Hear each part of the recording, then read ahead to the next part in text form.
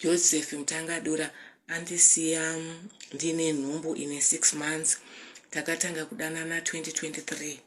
Pese panofa munhu ane mari kazhinji kacho hapashayikwe madrama. Mukadzi uyu ari kuclaima kuti ane nhumbu yematwins ava Joseph Mutangadura avo vakashayika last week mushure mekupondwa nematsotsi. Mukadzi uyu abuda pachena achiti kana mogovawo upfumi hwalate businessman Mutangadura musazokanganwawo vana 2 vari mudumbu ava. Kusangana kwatikuita zvakare pachannel ino, channel yeZim Witness TV, pandinodzoka nemaupdates akasiyana-siyana, uye ndinoti kana kari kekutanga kusvika pano ndinokumbira kuti ungobaya button riri kusubscribe, then turn on the notification bell kuitira kuti usarasikirwe neevery update yandinokanda pano nguva nenguva.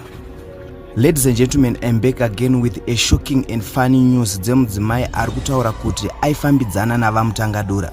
Mudzimai uyu ari kuti akatanga kudanana navaMutangadura mugore ra2023 uye atori nenhumbu yematwins ine 6 months. Aenderera mberi achiti akavakirwa imba yekugara kumadokero yava kutoiswa magetsi izvozvi zvekuti next month anenge achitomuvha muimba iyoyo.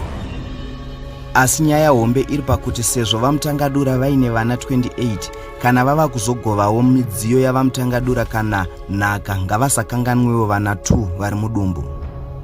Ladies and gentlemen, without wasting much of your time, kuda kuti muzvinzwire nekuzvionera video remukadzi uyu ari kuti iye ndine nhumbu yalate businessman vaMutangadura ine 6 months. Asi kana mapedza kuona this video, ngatisangane mucomment section muchitudzawo zvamunofunga pamusoro penyaya iyi. Kana zvakanyanya nerufu rwaJoseph Mutangadura ndarwadziwa zvakanyanya. Joseph Mutangadura andisiya ndine nhumbu ine 6 months.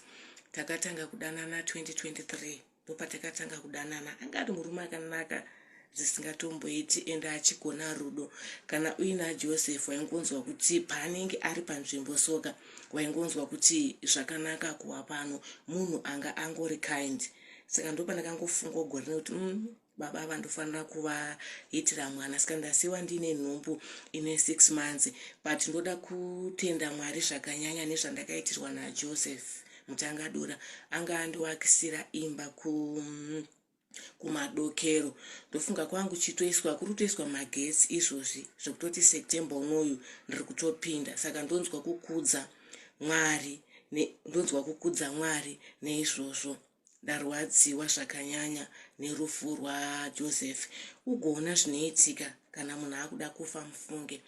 Ipapa pa weekend tanga tiri tese tiri kuMikosi Hotel, ndokwatakawa nenguva. Menoti zvinongoita kana munhu akuda kufaka.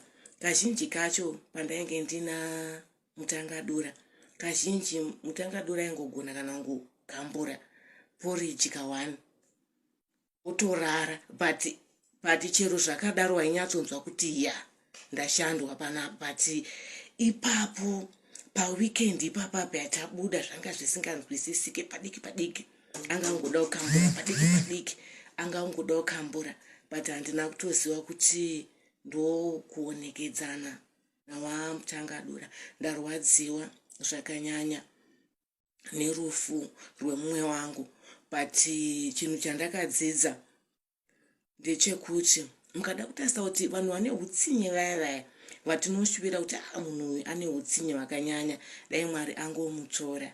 Munhu iyeyo Mwari hatomudiwo. Mwari anoda vanhu vane moyo wakanaka, ndo vanhu vaanotora. Ukada kutarisa kuti vaya vanenge vaine hutsinye achingoita zvakashata so, Mwari hatovadiwo. Ndosaka muchiona vanhu vaya vane moyo yakanaka vachikasika kufa. Saka ndine kutenda kuti nerimwe ramazuva Mwari achandisanganisa neshamwari yangu Joseph Mutangadura. Ndabatikana, ndarwadziwa. Anga ari murume ane rudo zvakanyanya, taitamba chikudo, taita segwa. Ndabatikana zvakanyanya mufunge henyu, but Mwari achatisanganisa kudenga.